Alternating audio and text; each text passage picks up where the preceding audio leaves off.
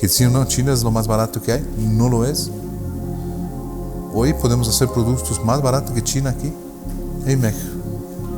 Y el costo en China solo va a subir porque la mano de obra de él está quedando cada vez más cara. Y ya es más cara que la mano de obra mexicana.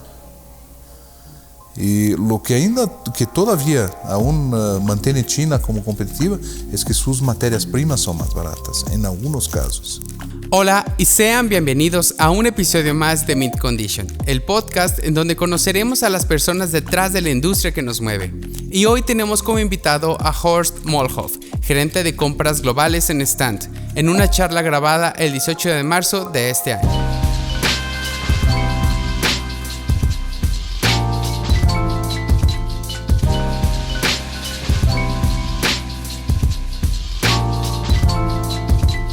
Horst, buenas tardes y muchas gracias por aceptar nuestra invitación a participar en este podcast llamado Mint Condition. Cuéntame, ¿qué es lo que hacen en Stand y más específicamente, qué es lo que haces tú en esta empresa?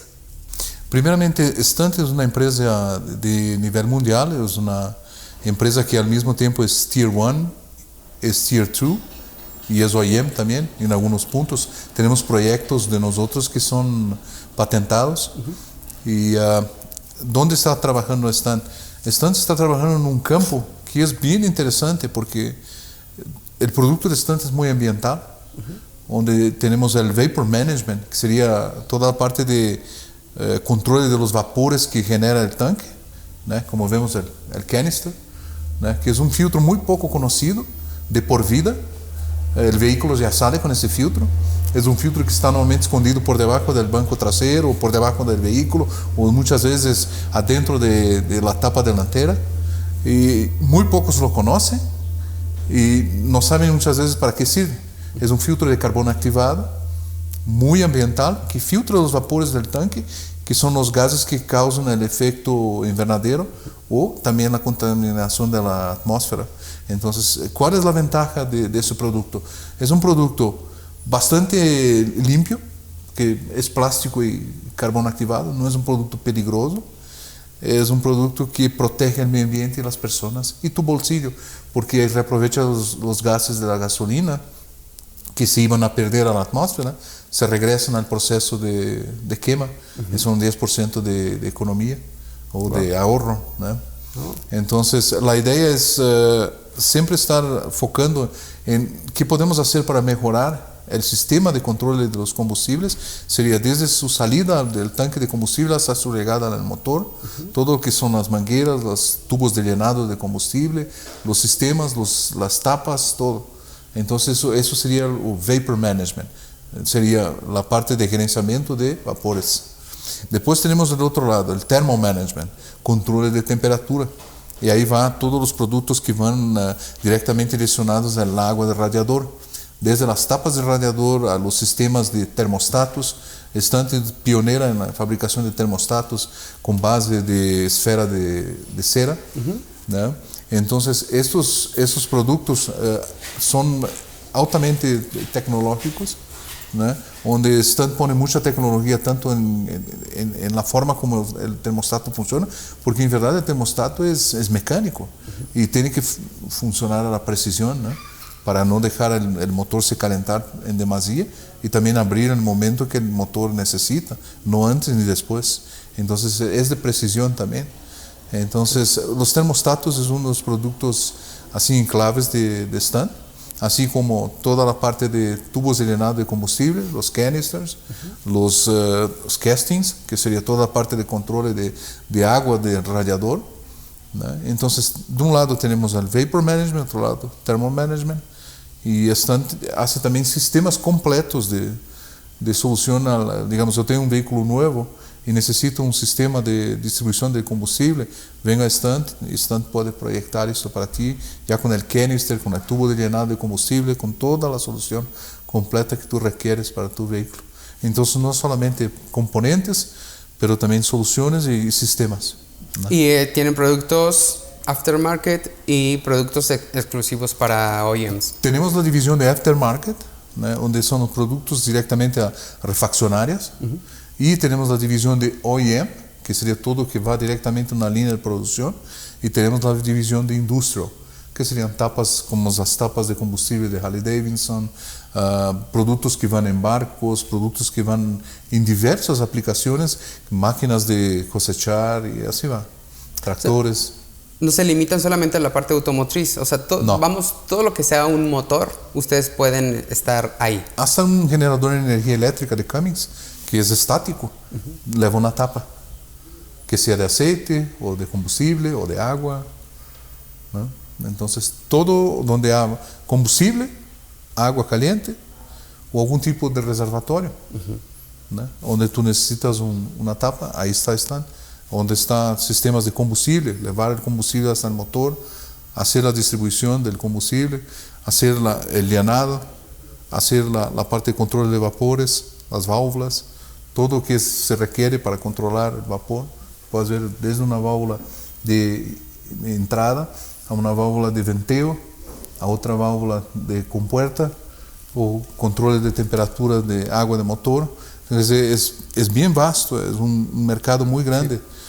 De todos los vehículos, y son puntos importantes porque sin combustible y sin agua el vehículo no funciona. Claro. Entonces es un sistema crítico, no es como un limpiador del parabrisas que se rompe, tú sigues. Claro. Nosotros, si se para el sistema de combustible o para el sistema de control de temperatura del motor, se para el vehículo. Sí. Entonces son sistemas críticos donde involucra medio ambiente también, y consumo de combustible. Yo veo así los productos están como muy ambientales. Y ahora, estos desarrollos, por ejemplo, de este tipo de productos, ¿son desarrollos propios o van en conjunto con cada marca? Depende mucho. A veces son dibujos que están lisos para el cliente. A veces el cliente ya viene con un dibujo preexistente, similar al que tenemos aquí del Jeep Compass, ¿no? Que trajo un dibujo de Fiat, que ya era utilizado en vehículos de Fiat. Entonces, puede ser que el cliente pida a nosotros que haga el proyecto, lo podemos hacer, o que él traiga un dibujo suyo y diga, yo quiero así. Okay. También. Ahora, hablábamos fuera de que empezáramos esta entrevista que tú tuviste antecedentes trabajando en televisión. ¿Cómo fue que pasaste de la televisión a la industria automotriz y de Brasil a México? En esta época que yo trabajé fue en 1992. Yo estaba en esta época me gradué en ingeniería y tuve la oportunidad de trabajar con la parte de ingeniería. Y como soy ingeniero tanto eléctrico como electrónico, trabajé con máquinas de vídeo. Pero eso nada que ver con... Tú sabes, cuando estás estudiando tienes que trabajar para te mantener, ¿no? Entonces, claro. Fue eso, nada más.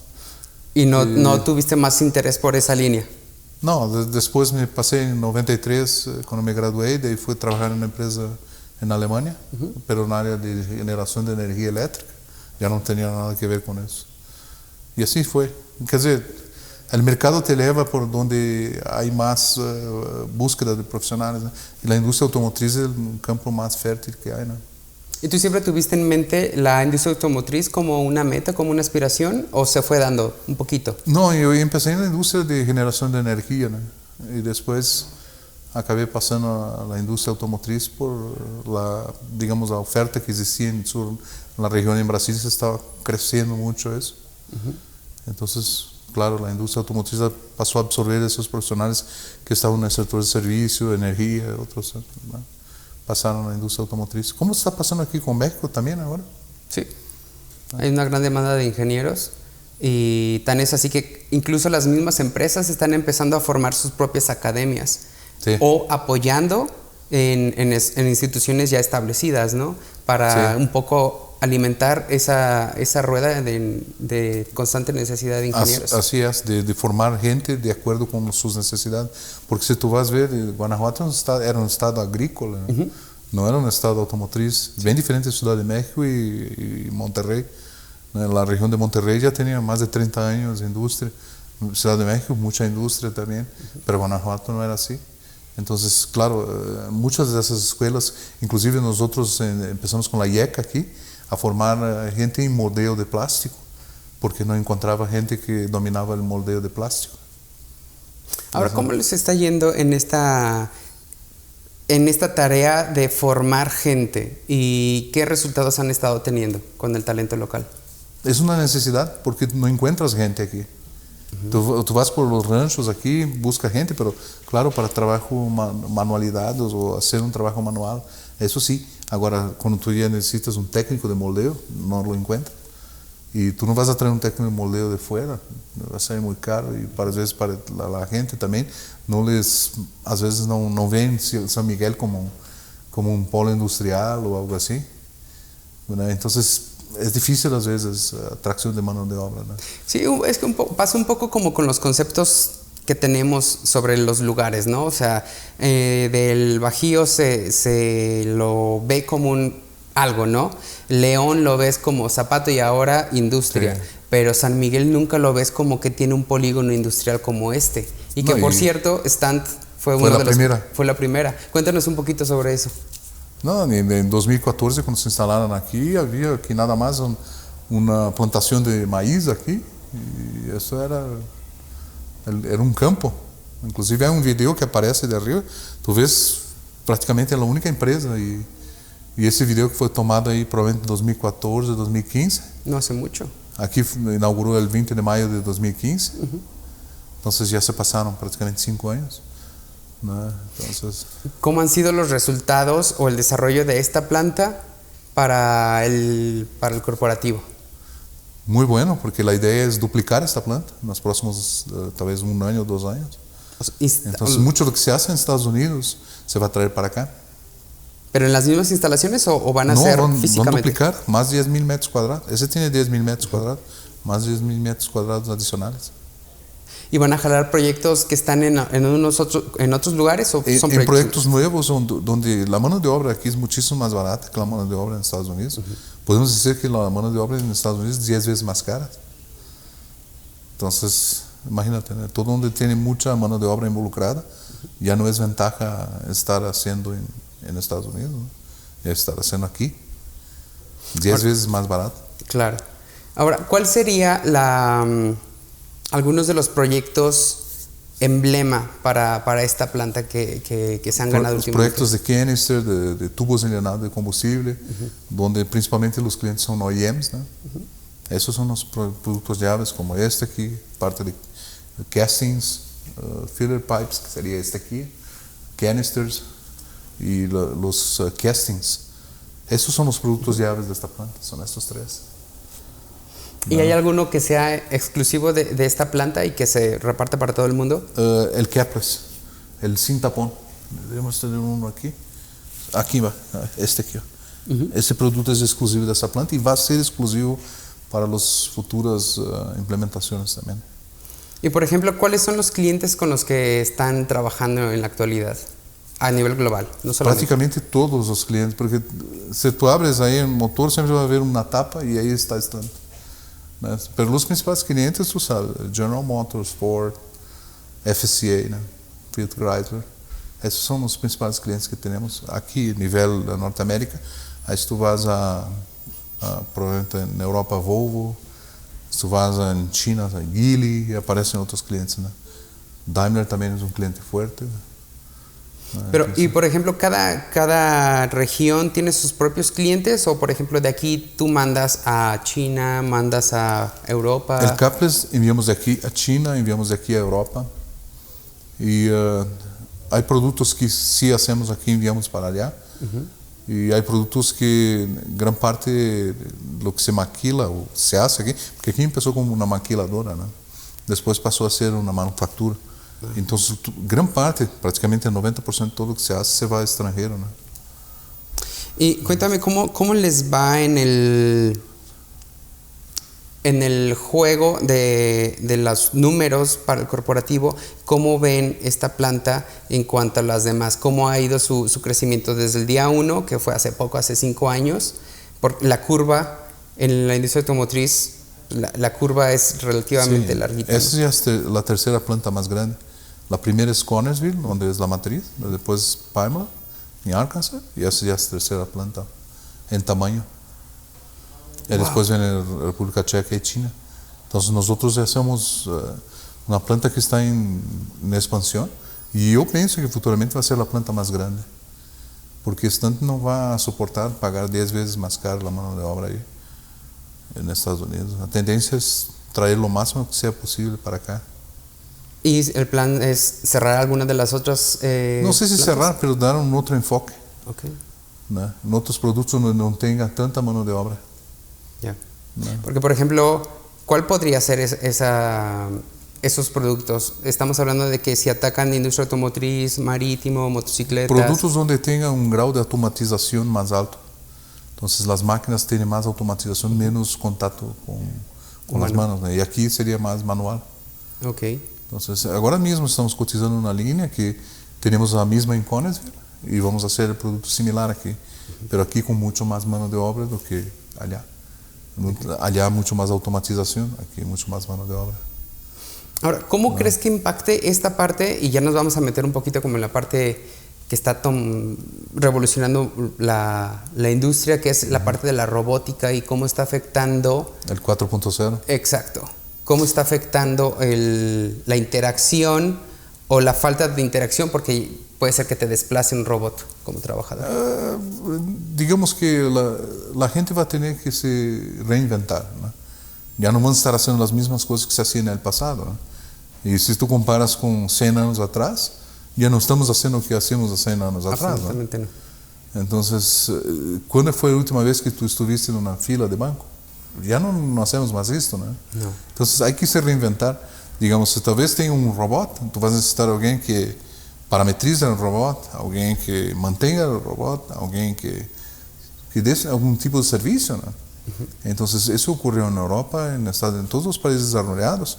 Toda esta gente que era mano de obra pasó a hacer servicios. Entonces empezó a dar todo tipo de servicios, ¿no?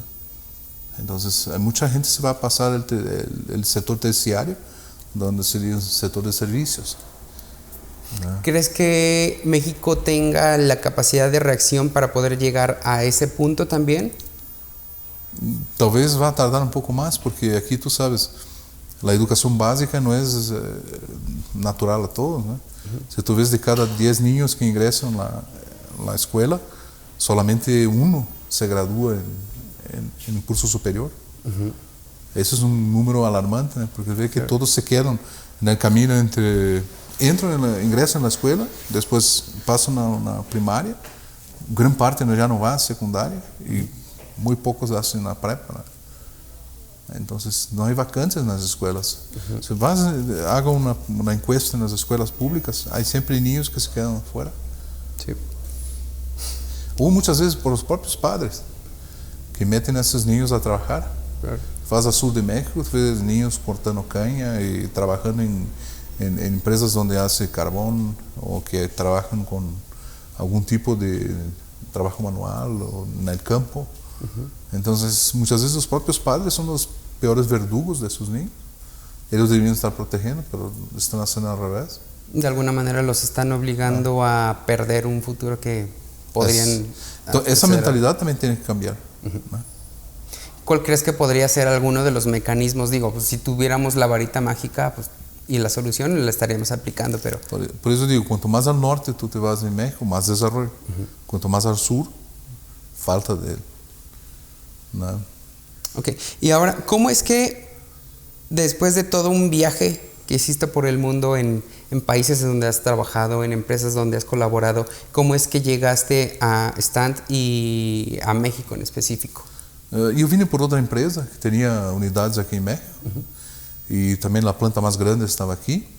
Hice un trabajo en Brasil que sí se aplicó aquí en México también, y ahí me transfirieron. Yo fui responsable de Brasil y México por un tiempo, después por 7 plantas que estaban aquí en Silao, y fue ahí y ahí vine aquí. Yo siempre creí que el país siempre era mucho más do que decían a mí, ¿no?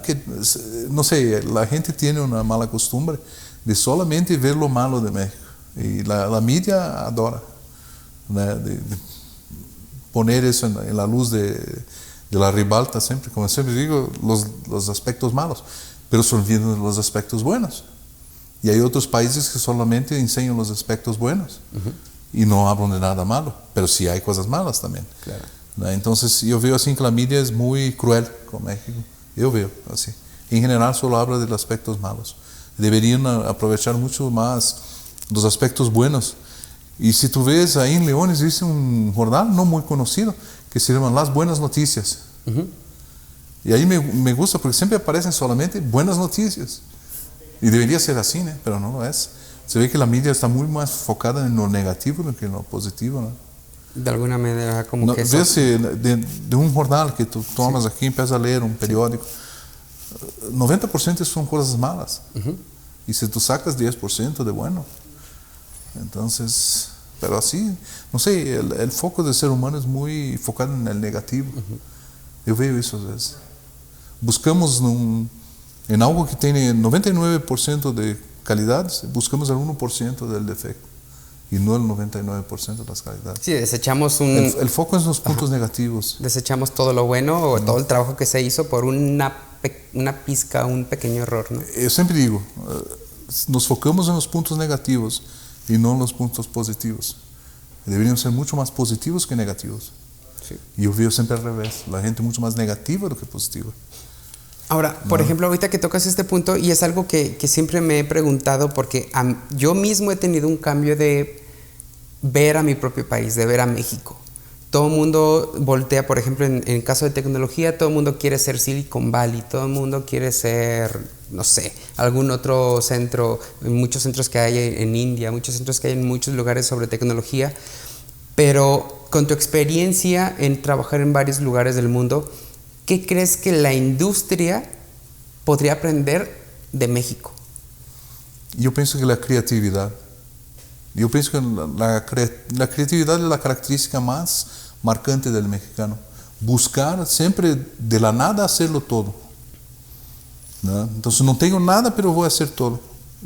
Y si tú ves la gente siguiendo adelante con recursos tan limitados, muchas veces, a veces hasta conocimientos tan limitados, y sacando cosas assim que tú ves que en otros países hay mucho aporte de dinero y esta gente está haciendo con nada. Entonces ve gente sacando ahí combustible de nopal, ve gente sacando todo del nopal ahí, y sin ningún aporte. El gobierno no te apoya en nada, no te ayuda con nada.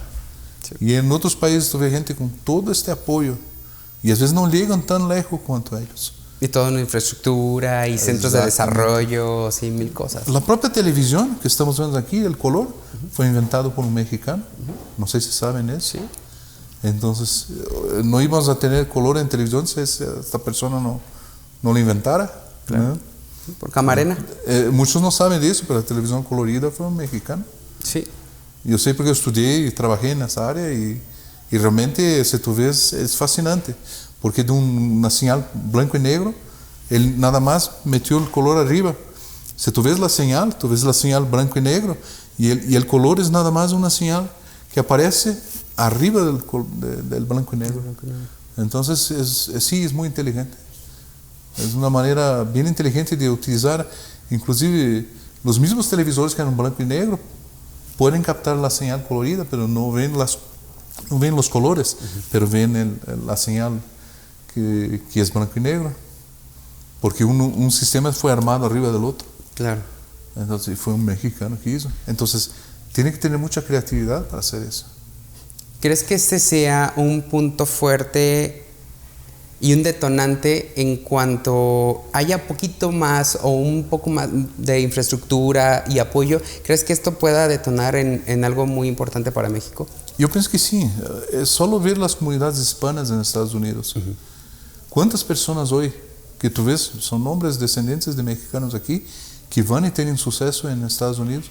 Directores de cine, ¿no? Películas, todo. Y tú ves que ahí recibieron los recursos y sí se desarrollaron muchísimo más do que quedaron aquí, ¿no? Entonces ahí tú ves, si ellos tienen los recursos aquí, no deberían estar buscando estos recursos allá, ¿no? Por ejemplo, ahorita que mencionas eso, Guillermo del Toro, me acuerdo que en una entrevista, porque yo soy muy fan, pero creo que soy más fan de Guillermo del Toro, de sus charlas, que de sus películas, aunque no es cierto, está igual, pero sus charlas son pura sabiduría. Pero él decía que quien hace cine en México, hace cine donde sea. Exacto. Y creo que aplica a todo. O sea, si tú haces tecnología en México, lo haces donde sea. Porque si ya lo hiciste en México, con un sistema a veces en contra, con un medio ambiente en contra, con falta de recursos, falta de apoyo a veces, y ya cuando vienen los éxitos, todo el mundo quiere sacarse la foto contigo, ¿no? Si ya lograste hacer algo en México, con todo eso un poco en contra, lo puedes hacer donde sea y lo puedes replicar mucho más fácil. Las dificultades aquí son tremendas, desde la infraestructura, después de tener la capacidad financiera de inversión, y después todo, como que toda ayuda a no conseguir, ¿no? Y mismo así sacan adelante, ¿no? Sí. Ahora, ¿crees tú que haya una similitud entre Brasil y México en ese sentido? Sí. Brasil y México, yo diría, son muy parecidos, por más que la cultura sea diferente. Allá es una cultura mucho más colonial, que vino de la época inclusive de la esclavitud, ¿no? y todo. Y una mezcla con europeos mucho más grande do que aquí. Aquí la mezcla fue más con franceses y españoles, ¿no? Y en zonas muy chiquitas. Exacto. En Brasil no, fue mezcla de todos los pueblos de Europa, más Asia y en otros lados. El sur se quedó bastante diferente del norte. Sí. Y es un país con nuances así. Es un país continental. Brasil es el quinto mayor país del mundo, ¿no? Solo pierde ahí para Rusia, China y Estados Unidos y Canadá, ¿no? Entonces es el quinto más grande del mundo. Entonces es un país con dimensiones continentales y con problemas continentales de tamaños grandes, donde tiene una naturaleza que está sufriendo ahora, ¿no? Los gobiernos son muchas veces incompetentes en Brasil, yo los veo así. Y la misma manera como aquí en México sufren para conseguir recursos, allá también. Claro. Entonces es muy parecido, ¿no? Todo. Cambia la dirección, pero los problemas son iguales, ¿no? Sí, y el tener este mismo tipo de situaciones o precariedades de alguna manera ayuda a que haya como un sentimiento de pertenencia o de que sentimos lo mismo, ¿no? Un poquito. Y creo que eso también, de alguna manera, y hablando ya de la industria automotriz, como que equipara las situaciones. Por ejemplo, muchos proyectos que van de Brasil vienen acá o viceversa, ¿no?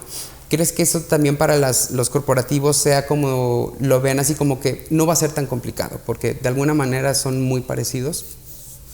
Sí, hay una similitud muy grande entre los dos, la región, y en toda América Latina, ¿no? Si tú ves, sus problemas son ya endémicos, ya son problemas de muchos años y que son difíciles, control de inflación, control de variación cambial, control de la naturaleza, destrucción de la naturaleza, las fronteras, ¿no? Todo. Entonces eso siempre fue una dificultad que esos países tienen, ¿no? Y tienen una dificultad muy grande de unirse, ¿no? Entonces podrían crear un bloque grande de América Latina. Ya no se ve la misma unión que se tiene en la comunidad europea, ¿no? Claro. Entonces yo veo así que los países a veces compiten entre ellos y a veces Brasil y Argentina están siempre peleando. Ahí tú ves ya Venezuela se aisló de todo el mundo, Colombia ahí se queda, no sabe para dónde va, ¿no? Y México es el país más fuerte, ¿no? Hoy. Hasta más que Brasil. Brasil estaba como sexta economía, hoy ya es novena economía, ¿no? Y México es la 15ª, ¿no? Sí. Entonces, pero está creciendo.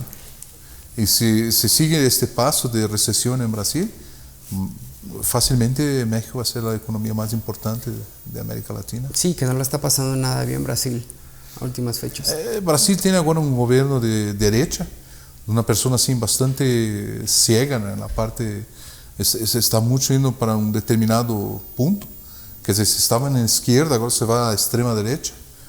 Entonces falta un poco así también de visión, sí, de lo que quiero del país, cómo puedo desarrollar más el país. Yo los veo los militares así muy limitados en eso, ¿no? Y es un gobierno de personas que son prácticamente militares, ¿no? Hay mucha organización y todo, eso yo lo veo, pero hay falta de visión, una falta de visión muy grande.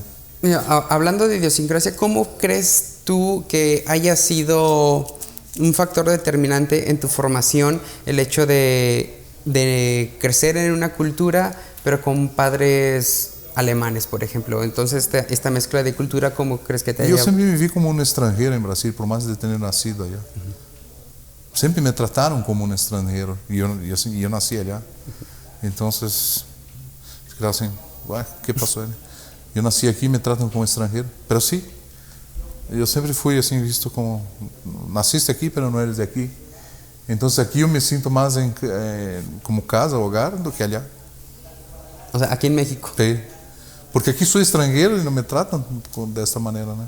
Es que en México abrazamos al Sí. extranjero así como que... Entonces aquí sí soy extranjero, pero no me tratan así.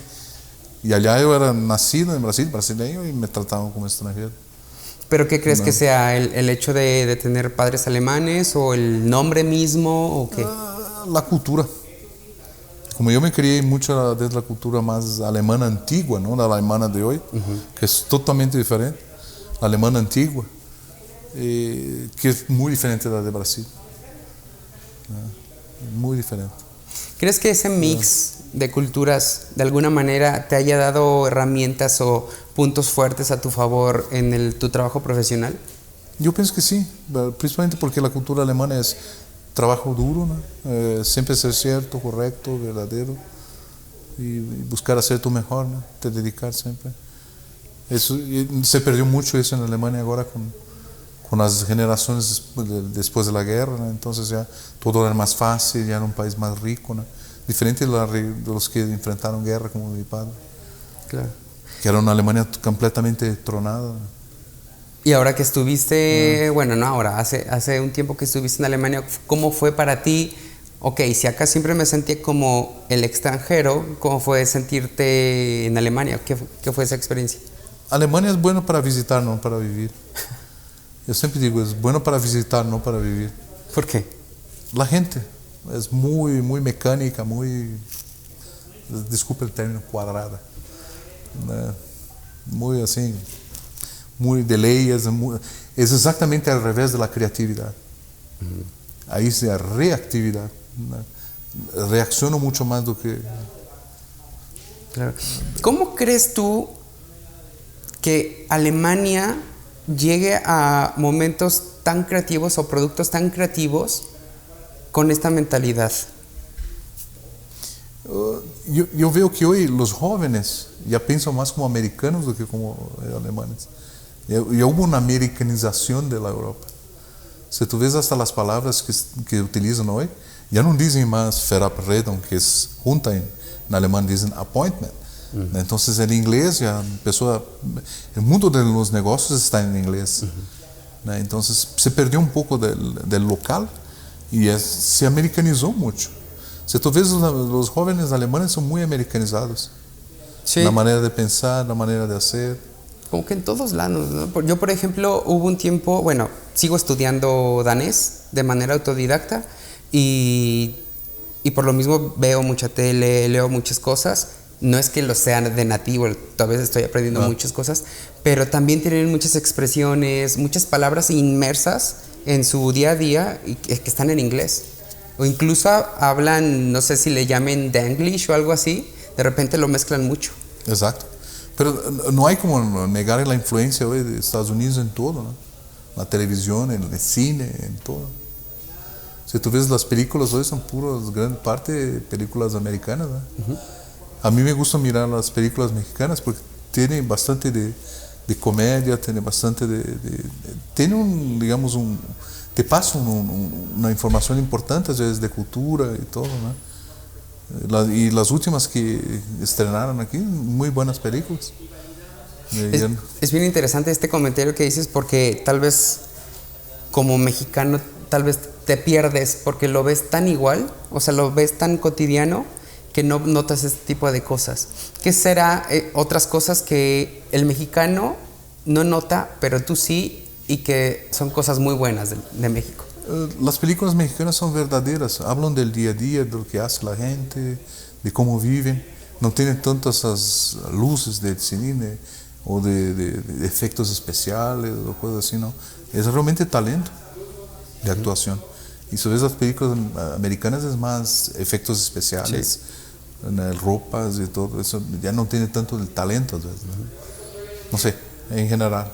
Sí, que un poco se parece como a la idea que se tenía de que el cine europeo era muy así, ¿no? Mucha historia, nada de efectos. Y que a mucha gente le parece aburrido porque es como, yo siempre pienso que el cine es como la comida, ¿no? O sea, si consumes algo muy condimentado y mucha chatarra, cuando comas algo que tienes que hasta pensártelo un poquito mejor, no te va a gustar porque estás acostumbrado a comer algo rápido, algo... Sí, entonces se parece mucho como... Eso sí. Y yo veo más contenido de la vida cotidiana en las películas mexicanas y en las americanas, así más el artificial. Sí. Cosas que ellos no tienen en su vida cotidiana, van al cine para como que huir de su realidad. No sé, yo lo veo así. Sí, es mucha imaginación, mucho efecto especial, mucho... Y ahorita que mencionas esto de la creatividad del mexicano, me acuerdo que mi cuñado fue a un intercambio, como creo que fue un semestre, a Alemania, y estando en prácticas en un laboratorio, algo falló. Y él me cuenta que dijo, yo lo voy a arreglar. No lo puedes arreglar. Tenemos que esperar a que llegue la pieza, pero llega como en, algo así, llega como en 2 semanas. No, o sea, la respuesta chance. Cuadrada, ¿no? Ajá, no, dame chance. Nomás lo lijó, es más, creo que ni les dijo nada más, lijó, y ahí está. Y lo hizo funcionar y todos así de, ¿cómo puede ser? O sea, sí está funcionando, pero la seguridad tiene que ser la pieza, la original, y que la fregada y todo. Es que el grado de condicionamiento de ellos es muy fuerte. Ellos están condicionados a eso. Y nosotros no, nosotros somos mucho más impulsivos y instintivos que condicionados. Yo me veo así también, brasileño es muy instintivo. Él va por el instinto, no por condicionamiento. Entonces, eso también tiene el lado negativo. Corríamos más riesgos, sí. Pero también logramos más victorias, ¿no? Entonces, sí. Te digo, hay los dos lados de la moneda. Creo que un mix sería el ideal y creo que se está buscando tanto, como cuentas tú, el alemán se está relajando un poquito, por así decirlo. Y de hecho yo lo escuché... pues hoy en la mañana, nada más que me levanté muy temprano y siento que ya pasó mucho, pero hoy en la mañana escuché una charla del nuevo CEO de Chrysler y estaba justamente hablando de esto, de que estaban reconociendo que el grupo Daimler Chrysler no lo sabe todo, entonces tiene que apoyarse de más personas. Y ya no es más Daimler, ¿eh? Que Chrysler ahora está bajo de las alas de los italianos. Ajá. Sí, cierto. ¿No? O sea que ya... Ahora es FCN, Fiat Chrysler. Sí.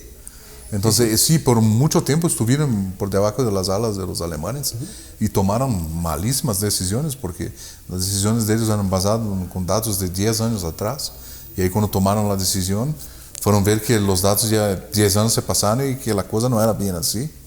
Entonces, tú ves N casos, yo vi eso con mis ojos, ¿no? Metieron una fábrica de Chrysler en Brasil para hacer camionetas de 8 cilindros, sino que la gasolina es carísima, ¿no? Gasolina de 25 pesos el litro y coches de 8 cilindros. El brasileño no tiene dinero para eso. Es bien diferente de pagar ahí 15 pesos un litro de gasolina y gente con poder adquisitivo, que es el caso de Estados Unidos, ¿no? Sí. Entonces, por eso sí hay vehículos grandes allá. Esos vehículos grandes tú ya no ves en Brasil. Incluso aquí en México. Y de hecho, regresando a este punto de esta separación de Daimler Chrysler, fue uno de los que el anterior CEO, yo la verdad es que no sé nada de alemán, y los nombres, Dieter Zetsche, ¿así se dice? Dieter Zetsche. Ok, él fue quien hizo esta separación y que fue un momento muy tenso, ¿no? Él lo cuenta, que fue... Por eso digo, la gente que está en la cabeza de las empresas, a veces, tiene que estar abierto al mercado, porque hoy la cosa se cambia tan rápido que às vezes lo que es cierto hoy, mañana ya no sé, ¿no? Tú tienes que estar acompañando los trends. Entonces, commodities es lo mismo, ¿no? Hoy una commodity puede estar aquí, mañana aquí, si no estás acompañando la commodity, puede tomar malas decisiones, ¿no? Ve o que pasó con el peso, $1, 24 pesos, en menos de un mes, 30% de variación. Entonces, ¿quién esperaba eso? Nadie. con todo esto que estamos hablando, ¿cómo es que tú, como un cabeza de un departamento, tienes que tomar decisiones que a veces no son, o sabes que no van a ser tan populares, pero las tienes que tomar? Es necesario, ¿no? Tú tienes que siempre buscar el resultado. Nosotros somos medidos por resultados, no por sentimientos, por resultados, ¿no? El resultado tiene que ocurrir. Hay decisiones tenemos que hacer cambios, hacer los cambios y tú tienes que seguir adelante, ¿no? Aquí estamos no en un club, una empresa, y el objetivo de la empresa es lucro, ¿no? Ganancias. Entonces, eso es que tenemos que nos enfocar, ¿no? ¿Crees que que haya como un equilibrio entre tomar una decisión de este tipo y balancearlo un poco como con los sentimientos un poco de las personas? ¿Sabes qué? Podemos negociar esta parte que se tiene que hacer con esta parte que puede ser que te afecte. Ahí es utilizar la creatividad, ¿no? Ni 8 ni 80. Hay que buscar el término medio, ¿no? Yo siempre digo, no cocinar por demás ni dejar crudo, ¿no? Entonces, hay que buscar término. Eso en todos los aspectos de la vida, no solo aquí. ¿Cómo crees Normalmente nos vamos a los extremos. Nunca es difícil tener el balance, ¿no? Quien consigue el balance es una persona, como si dichosa, ¿no? Que tiene el control de su vida. Pero normalmente vamos de un extremo a otro. Vea eso, es el llamado efecto pendular. De aquí para allá, de aquí para allá. El ser humano sufre mucho del efecto pendular. Difícilmente se mantiene en la mitad. O estamos en un extremo o estamos en otro. Y lo estamos viendo en casi todos los países con los casos políticos, ¿no? O sea, este sistema no me funcionó, vámonos hasta el otro lado. Exacto. Y otros lugares estaban aquí y se brincaron al otro. Brasil estaba en la izquierda, fue la extrema derecha. Estados Movimiento Unidos, pendular también. México estaba en la contraria, ¿no? estaba en la A derecha. la derecha se fue a la extrema izquierda. ¿No? ¿Qué te digo? No quiero tratar temas políticos aquí porque... Pero así está, ¿no? Sí, así es todo. Pero regresando a ti, que es lo que nos importa en este momento, es tú como persona, ¿qué es lo que te motiva a hacer? O sea, ¿por qué haces lo que haces cada día? ¿Por qué estás aquí en esta? Buscar innovación, sustentabilidad, que en todo lo que hago, ser lean, ¿no? Ser exactamente lo que necesitamos. Principalmente lo que yo compro, muchas veces tú ves exceso de algo y falta de otros. Entonces buscar el balance, ¿no? De ser lean, de todo lo que tú compras, ser el mejor precio, con la mejor tecnología, en el tiempo correcto y de acuerdo con las condiciones requeridas, ¿no? Entonces, ni más ni menos. Entonces hay que buscar eso, ser lean, ¿no? O que no voy ni superdimensionar, como también no voy subdimensionar. Entonces, ese es el reto de compras, ¿no? Entonces hay que trabajar con inteligencia en eso. Que dice inteligencia de compras, ¿no? Claro. ¿Cómo haces este balance? Y sobre todo porque para comprar tienes que tener la información, todo el abanico de la información de tus opciones, y me ofrece este tiene esta característica, esto aquí, me ofrece mejor logística, pero es mejor producto. ¿Tú tienes que ser un poco un todólogo? No, primera cosa, estar abierto al mercado, estar recibiendo informaciones, participar de grupos de discusiones, participar de foros, participar de shows, de esos trade shows, y buscar la innovación. Porque si tú te cierras en una sala, en 4 paredes, no, vas a quedar un dinosaurio, ¿no? Entonces yo siempre estoy buscando lo diferente. ¿Qué podemos hacer de innovación? ¿Qué podemos hacer? ¿No? Entonces, a veces, no sé, un nuevo tipo de plástico, un nuevo tipo de material que a veces tiene la misma resistencia con mitad del precio. Entonces, buscar esa innovación, eso que te saca como se dice, de la estrategia del océano azul, ¿no? Donde si tú estás en un determinado punto y tienes muchas competencias, esas competencias te van a forzar a tener un mercado muy... Ahora, si tú vas por el lado de innovación y no tienes competencia, estás en el océano azul, ¿no? Claro. Entonces ya no tienes más tiburones, ¿eh? Entonces es huir de donde está la concentración, buscar lo diferente y que otros no hacen. Y eso está haciendo Stan. Agora está lançando caples que é nível mundial e com alta tecnologia. Então se vai diferenciar de los demás, de su competencia. Claro. Y ahora en esta búsqueda de la industria por vehículos o una movilidad más verde y más efectiva, ¿cómo se está alineando la empresa con esos objetivos? Claro, con el futuro ya está buscando a tener productos que sí se pueden utilizar en otras tecnologías, pero no, hay que recordar que todavía el vehículo eléctrico no es verde.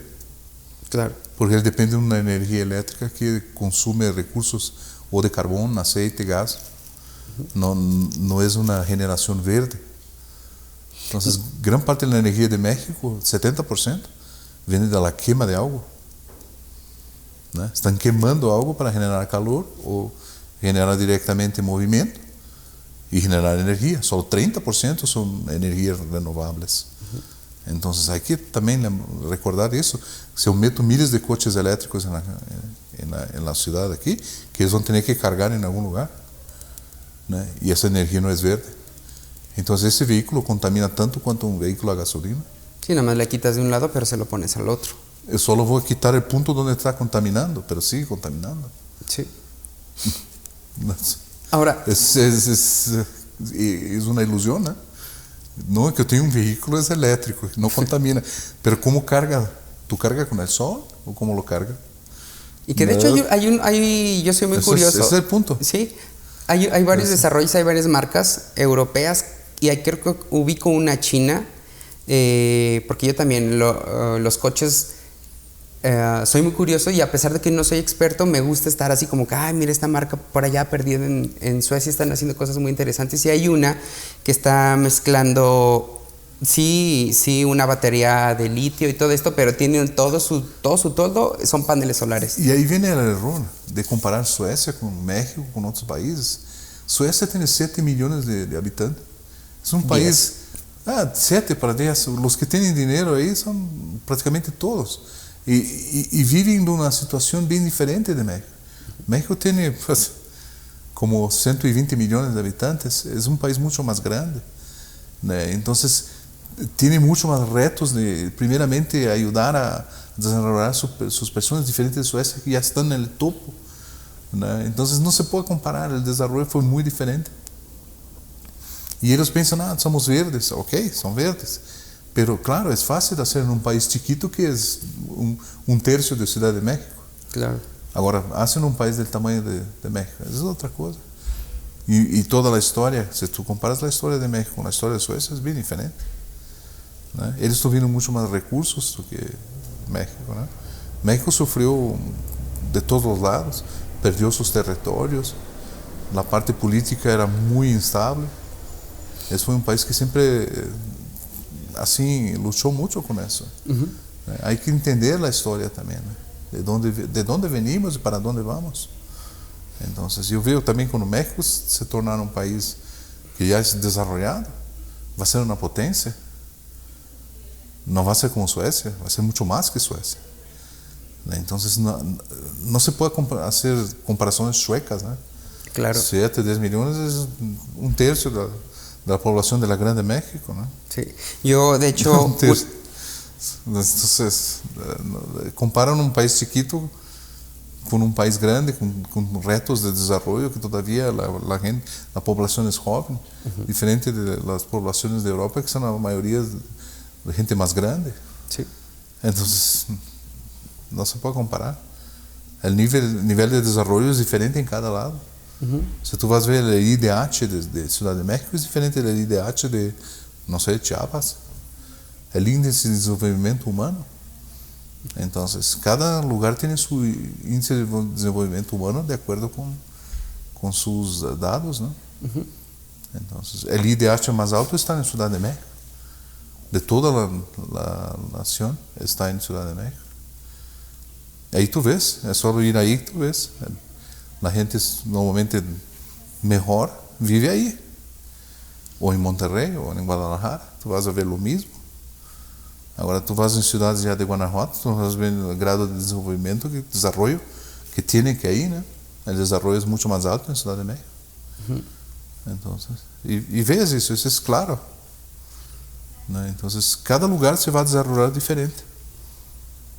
No es lo mismo. No puedes hacer comparaciones chuecas. Sí, Es comparar como un japonés a un coreano. Eles son parecidos, pero no son iguales. Culturalmente son muy diferentes. Entonces, más o menos así. Cada uno tiene una cultura completamente diferente a la otra. Sí, y creo que la otra vez hablaba con un amigo que justamente esto de las comparaciones y cómo a veces como país nos queremos subir a un tren que creo que a veces no nos corresponde por muchas cosas. Y yo le decía una analogía que es como si un corredor va a correr una carrera de 100 metros y ya está ya está en sus marcas y le disparan y se quiere correr y amarrarse los zapatos. Yeah. Entonces, pues si vas a estar así, mejor corre otra carrera. O ya cuando tengas tus zapatos bien amarrados, ya corres, pero no puedes correr y amarrarte los zapatos. No puedes hacer los dos, ¿no? Entonces, hay que comprender eso.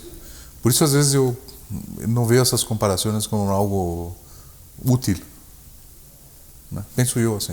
Ahora, ¿cuáles son los retos que esta planta en el curso de la vida que tiene en su curva de crecimiento, cuáles son los siguientes retos para los años que vienen, ya pasados 5 años más o menos? Estar surtiendo principalmente localmente y a otros clientes de stand que no están aquí, los productos que son de nivel mundial, ¿no? Como los canisters, los filler pipes, toda la parte de castings, de control de temperatura, los capless, ¿no?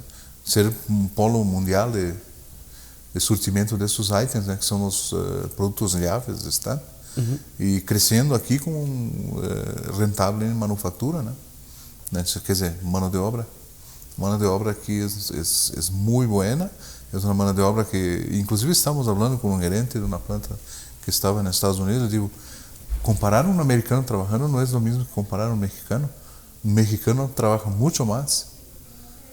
Si tú ves, el americano batió su hora, se va. No hace nada más lo que tiene que hacer. Y aquí no, el mexicano, por el mismo precio, te hace mucho más. ¿No es verdad? Te brinda un servicio de más calidad, ¿cierto vez? ¿Cuál crees que sea ese factor diferenciador entre esos dos? Yo veo que, primeramente, los mexicanos que vienen a trabajar aquí en la planta ven como importante la industria automotriz.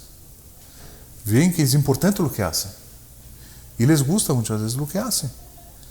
Y como que entregan parte de ellos en eso, ¿no?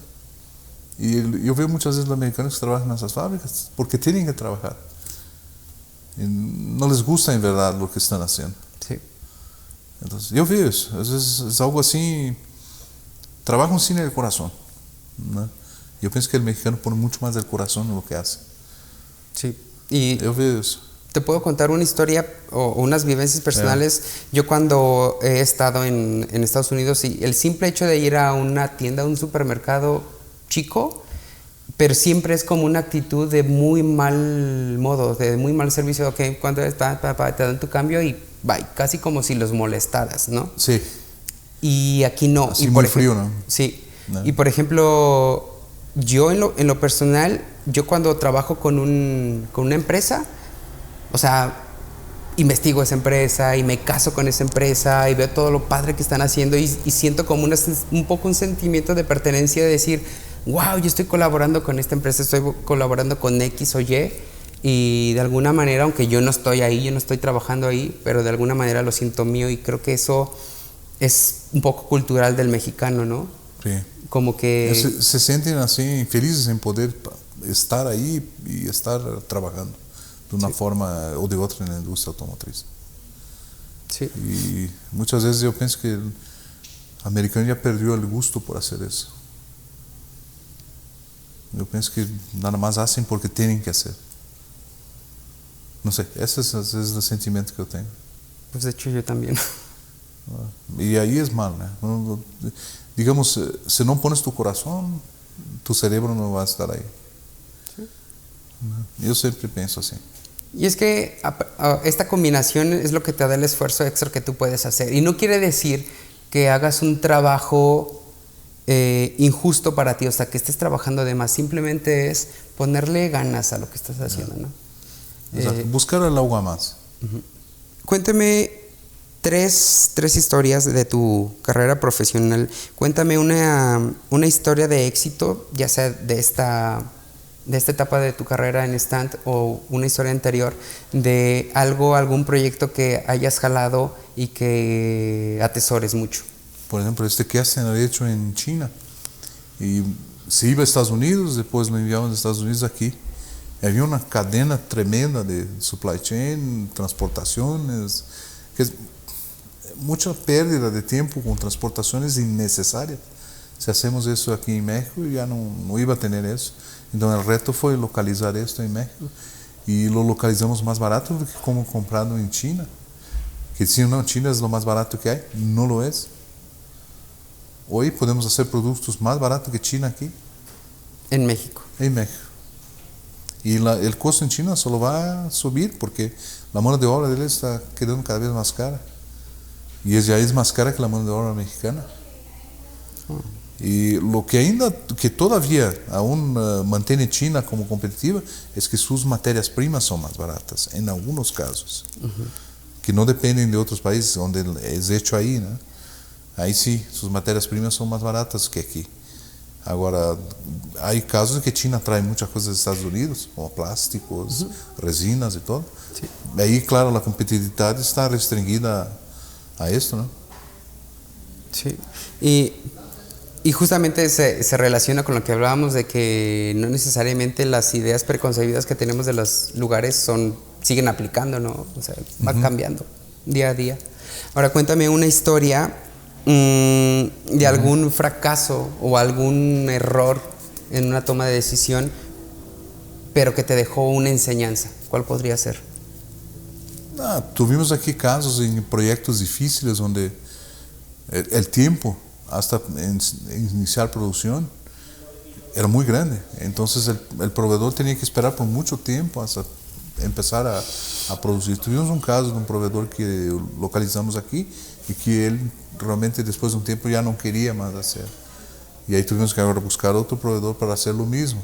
Pero eso tiene que ver también con, a veces el timing del proyecto se extiende y el proveedor no tiene sus recursos suficientes para poder soportar ese periodo de espera. Entonces, a veces, en 2018 tú haces el proyecto y solo se va a empezar a surtir en 2020. Son 2 años de espera. Como te falei, los recursos no son iguales. Entonces, hay muchos proveedores que no tienen la capacidad de esperar 2 años. Entonces, eso fue un caso también que pasó ahí. Pero, conjuntura de economía, ¿no? Entonces, son cosas que tú no controlas. Claro. ¿Y de ahí qué fue la enseñanza que sacaron de todo eso? Tomar cuidado con eso, ¿no? El mercado puede cambiar de una hora a otra.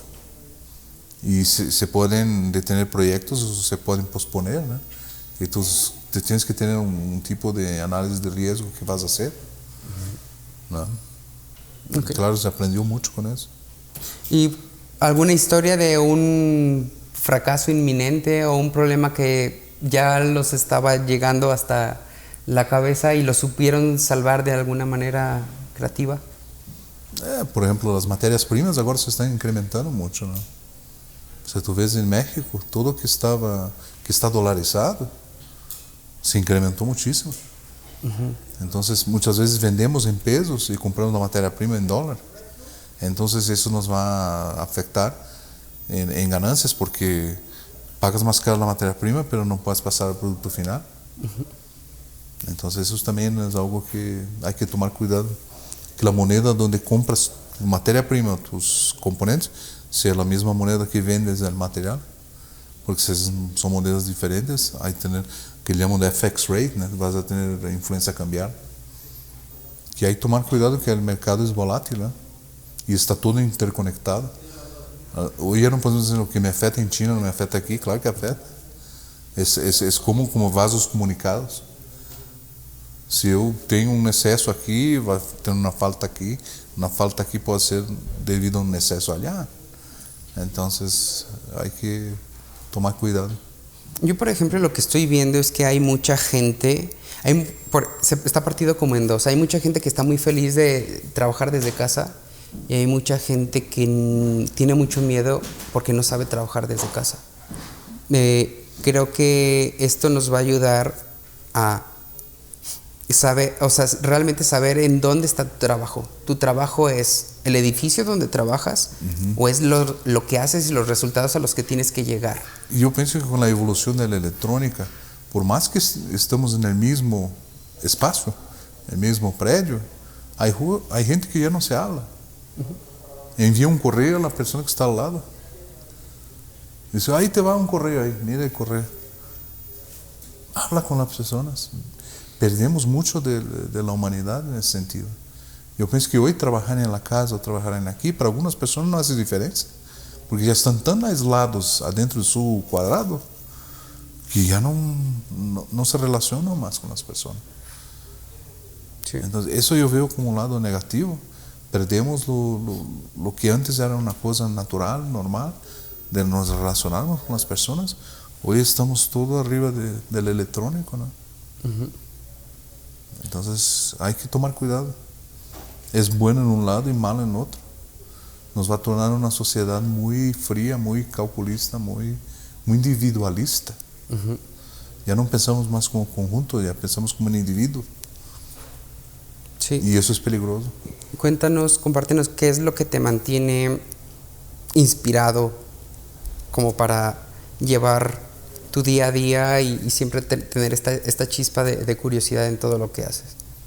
Buscar siempre las mejores soluciones, más competitivas, y evitar desperdicio y buscar no solamente lo que es más barato, pero lo que es mejor.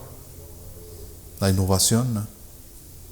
Y en lo personal, ¿qué es lo que tú consumes como para nutrirte? Esta parte de estar siempre en la búsqueda. Estar abierto, ¿no? a la información. Estar digeriendo esta información. Porque hay mucha gente que está, a veces, pone una redoma de vidrio y como quieren aislarse del mundo, ¿no? Y eso perdes más de lo que ganas porque dejas de aprender muchísimo y ves lo que los otros están haciendo. Si los otros están haciendo, eso me va a afectar también, porque si yo no estoy haciendo, más tarde, o yo voy a estar gastando más, o mi producto va a se quedar como que obsoleto. Entonces hay que ver lo que el mercado está haciendo, ¿no? Y un poquito como generar estos... Es dinámico. Sí, eso es lo que le llaman entre empresas los frenemies, ¿no? Ok, sí es mi competencia, pero también tengo que trabajar con él, porque ya no puedes, justamente lo que dices, ya no puedo estar yo aislado en mi silo, yo solito ahí, ¿no? Hoy mismo estaba leyendo, fue algo así bien interesante. Estaban enseñando que en el jornalismo del pasado se utilizaba un helicóptero con una cámara para hacer las tomas. Hoy todos son drones. Ya esto es cosa del pasado. Sí. Entonces esas personas tienen que se reinventar porque ya el servicio de ellos no es requerido más. ¿Qué implica? El piloto, el camarógrafo, pon tú un asistente. Sí, así, y estar volando, estar haciendo. Hoy con un dron, tú haces eso y no gastas nada. Entonces, y eso es la innovación, hacer lo difícil fácil. Entonces, y eso va cambiando. Si tú ves las blockbusters de la vida, que no quieren abrirse al nuevo, viene Netflix y te toman tu campo, ¿no? Sí.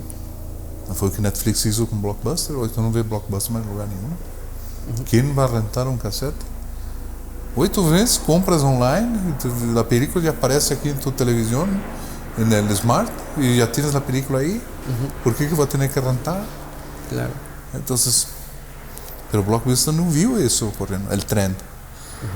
Debería tener captado eso y poco a poco hacer el merger indo de las casetas para el electrónico, ¿no? Y no lo hizo. Sí. Se murió como dinosaurio, ¿no? Incluso está la anécdota de que se burlaron de ellos y todo eso, ¿no? Nosotros tenemos que hacer lo mismo. Hay que estarse reinventando de tiempos en tiempos y ver y ver el tren de la cosa. ¿Para dónde va? ¿Qué tengo que hacer? Entonces tienes que estarse reinventando de tiempos en tiempos, ¿no?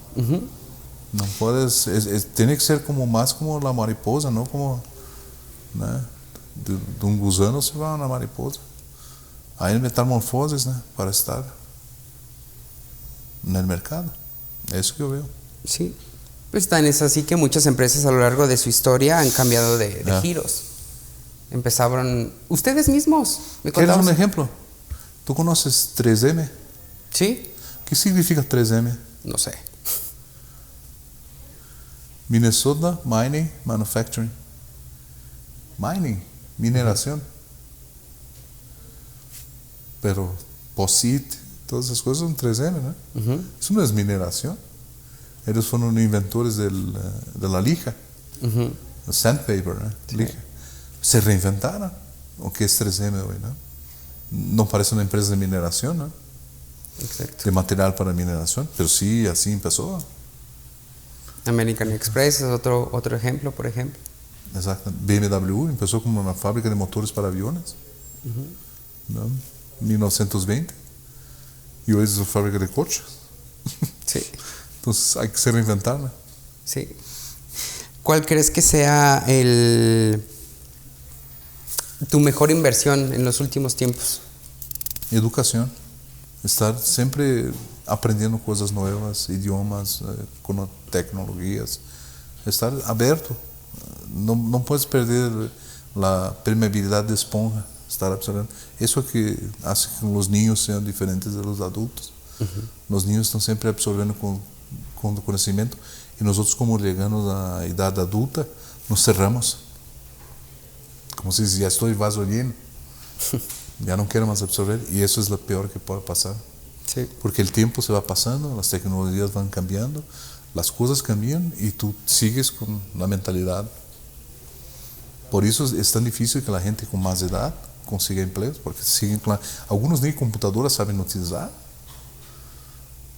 Eso, por ejemplo, acabas de tocar un punto que a mí me parece muy absurdo, y es, todo el mundo habla de 4.0 y esto y aquello, y que la tecnología, y sí, pero lo dicen, pero mucha gente no sabe ni imprimir un archivo. Sí. O sea, ¿cómo te quieres montar en una cosa tan...? Es que el 4.0 son las máquinas, Sí. no el ser humano. No, El ser humano es 1.0. Exacto, pero si no tienes el conocimiento más mínimo, ¿cómo quieres pretender acceder a eso si no sabes leerlo? Ese es el problema. Con esa tecnología que tenemos hoy, los niños no tienen la fase de desarrollo. Si tú sacas la tablet y el celular, ya no tiene más Google. Sin Google no sabe nada.